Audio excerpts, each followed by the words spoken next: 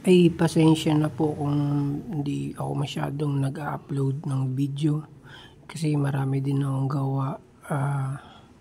Basta ako naman po ay magbibigay ng libreng reviewer po, no?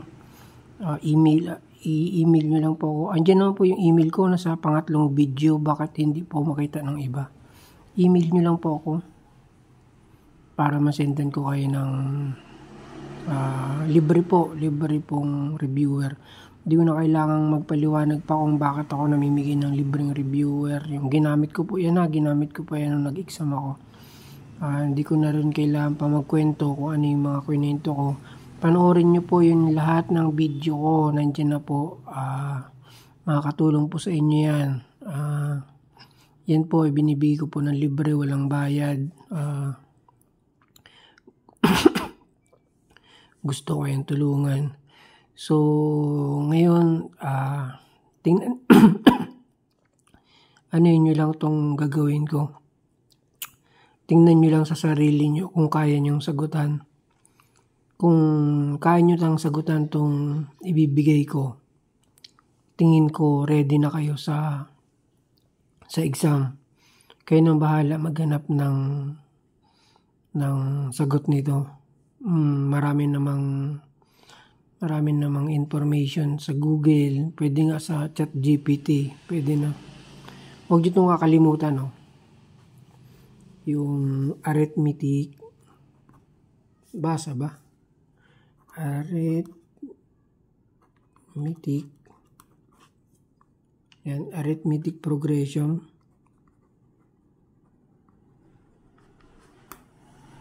Huwag niyo pong kakalimutan reviewin yan. Halimbawa, yung mga tanong na the third term of an arithmetic progression is 12 and the seventh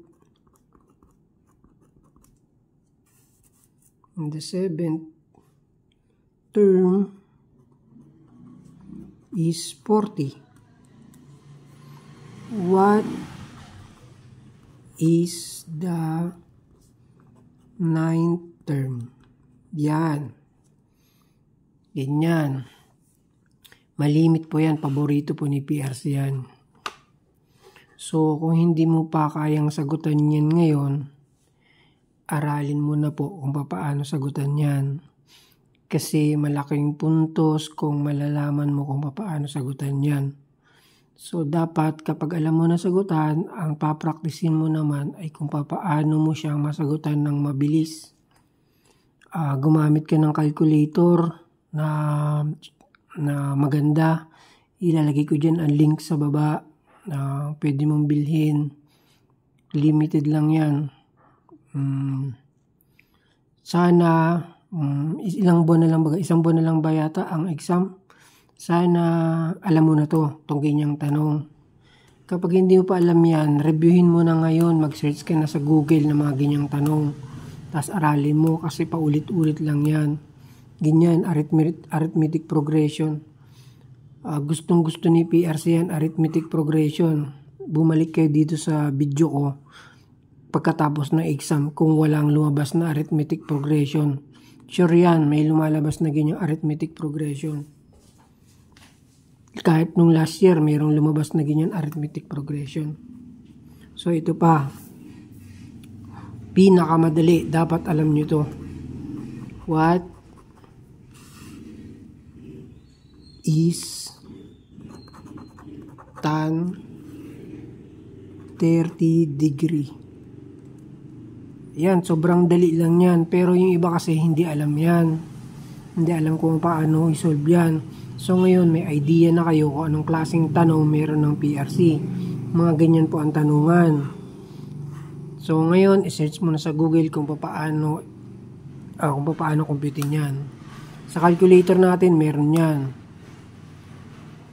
Binigyan ko na kayo ng idea para hindi na po kayo naliligaw sa pagre-review.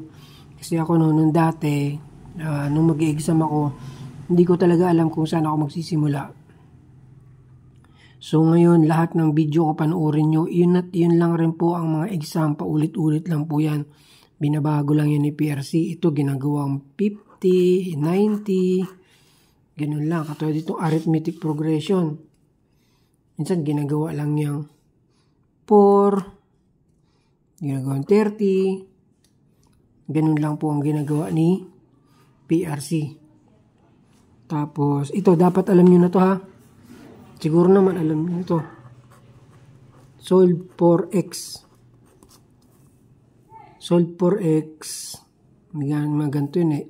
X plus 2 over x minus 1 equals x plus 5 tapos x plus 3. Yan, mga ganyan yung tanungan. Yan, balikan mo tong video na to kung hindi lumalabas yung mga ganyang tanong, mga ganyang klaseng topic sa exam. Lagi po yan lumalabas. Hindi nga lang yan mismo na yan ha, hindi lang yan mismo na yan. Baka pagalitan tayo ni PRC, sabihin, nagabigay ako ng tamang question. Hindi po, ganyang topic lang po.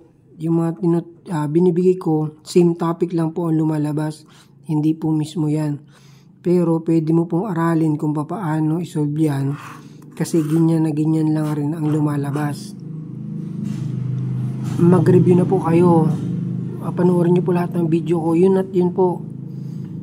Hindi man nyo po ma-perfect ang math major, at least makakuha man lang kayo mga 90, 80 para mahugot na po lahat. Yung mga mabababa nyo, halimbawa mababa kayo sa general, sa Gen Ed, di mahuhugot na ng ating major kung alam mo sagutan yan.